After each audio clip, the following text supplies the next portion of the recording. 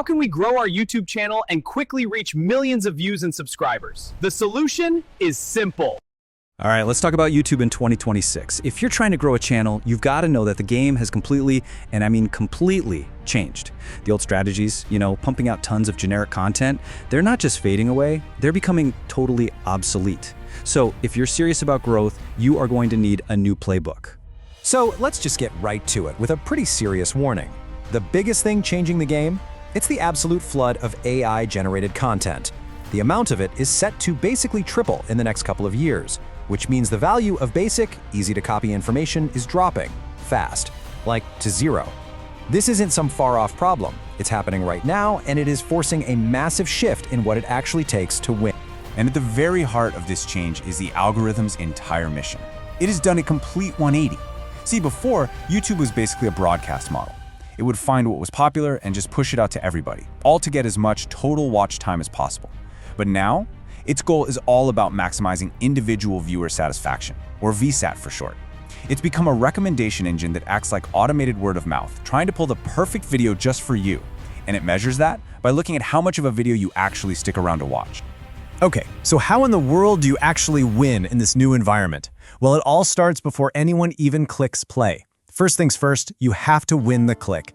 And that whole battle, it's won or lost with your thumbnails. They are your single most important first impression. And check this out. This number should be a real wake-up call for every single creator out there.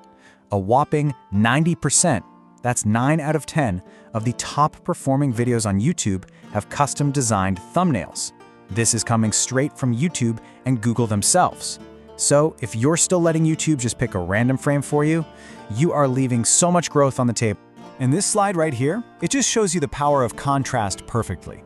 I mean, look at that thumbnail on the left. It's muddy, the text just disappears, you can barely read it on a phone, right? But the one on the right from the Ikhtiar language channel, bam, it just pops. It uses these bright, clashing colors and really bold outline text. It's literally designed to jump out at you from YouTube's red, white, and black background. It's just way more clickable. And this is such a great example of that point. The really successful channels, they don't just get lucky with one good thumbnail. No, they develop a whole visual style, a consistent look and feel. You can see it right here, the same bold fonts, the same vibrant colors, the same clear messaging across all their videos. This is how you build a brand that people recognize and trust instantly. So, here's the bottom line. You have to start treating your thumbnail like a movie poster. Seriously, it has one job and one job only. Get the right person to click. It needs to be simple enough that people get it in a split second, emotional enough to make them curious, and it has to promise something valuable that's actually in the video. You want to avoid clickbait for sure, but you absolutely need to create some intrigue. But look, getting that click, that's only half the battle, right? Now you've got to earn the entire watch. And with viewer satisfaction as the new king of the metrics, you just can't have people dropping off after 30 seconds. This is where the art of storytelling really comes into play. So, the top creators, they use this really clever psychological trick. It's called an open loop.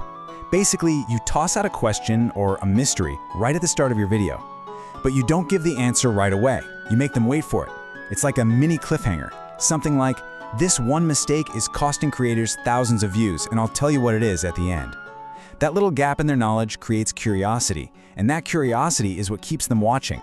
It's the same thing with your hook. The first few seconds of your video, you gotta master it. There are kind of 3 levels to this. Level 1 is fine.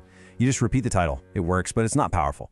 Level 2 is better. You add some emotion. But level 3? Oh, level 3 is where the magic happens. That's when you tap right into what the viewer is thinking, making them go, yes, this is exactly what I was looking for.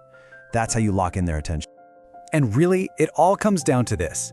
Your title and thumbnail, they might earn you the click, but it's the storytelling that earns you the watch. People have a million other things they could be doing. It's not just about flashy edits anymore.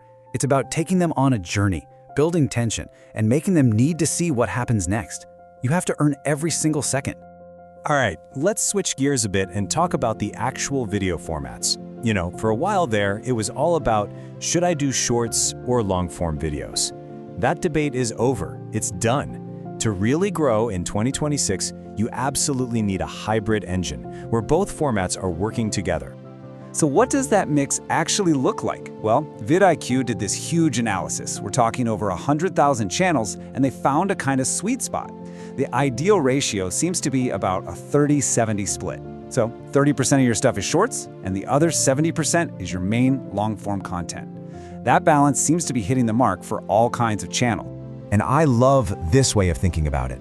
Your shorts are like your channel's arms. They're reaching out, grabbing new people, pulling them in. They're all about discovery. But your long-form videos, those are your legs. They're your foundation. They're what build loyalty, momentum, and yeah, that's where you make the real money.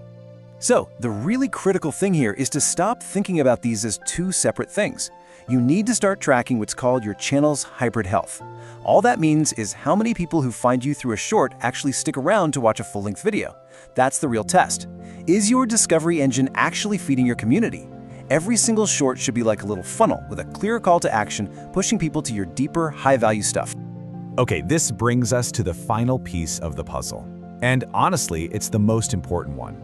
Remember how we started this, talking about that flood of AI content? Well, in a world where anyone can make a technically perfect video with the click of a button, what's your real advantage? What's the one thing you have that can't be copied? This creator on Lemonade just hits the nail on the head.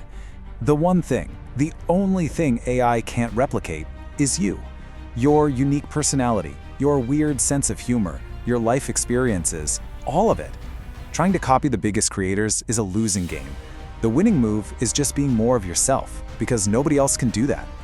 There's actually a cool name for this idea. Strategists are calling it the authenticity arbitrage. And it makes so much sense when you think about it.